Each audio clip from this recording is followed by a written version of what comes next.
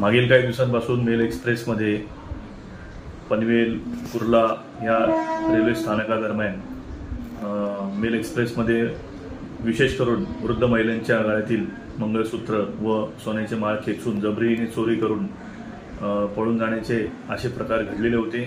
त्याबाबत माननीय पोलीस आयुक्त श्री डॉक्टर श्री रवींद्र शिसवे सर यांनी सर्वांना सूचना दिल्या होत्या की सदर गुन्ह्याचा तपास करून यातील आरोपी निष्पन्न करून सदरचे गुन्हे उघडकीस आणावेत। अशा प्रकारे पनवेल रेल्वे पोलीस ठाणे येथे 61/24 आणि 62/24 असे दोन गुन्हे घडले होते। कुर्ला रेल्वे पोलीस ठाणे येथे 268/24 आणि 271/24 असे दोन गुन्हे घडलेले होते। तर हे गुन्हे खूपच सेन्सिटिव्ह होते, विशेष करून वृद्ध महिला आणि त्यांच्या गळ्यातील सोन्याचे मंगळसूत्र चोरी करून तो धावत्या ट्रेनमधून उतरून जाण्याची त्याची मोडस होती।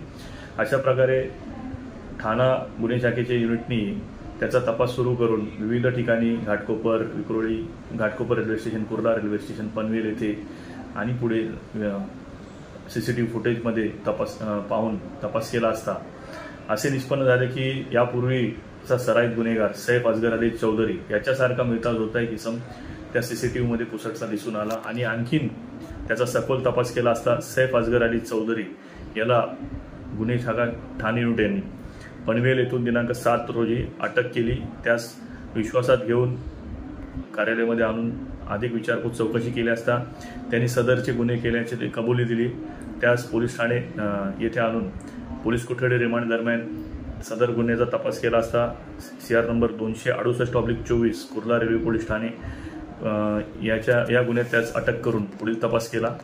त्यात त्यांनी सदर गुन्ह्याच्या तपासादरम्यान माननीय न्यायालयाने त्याला 12 तारखेपर्यंत पोलीस कोठडी रिमांड दिली होती।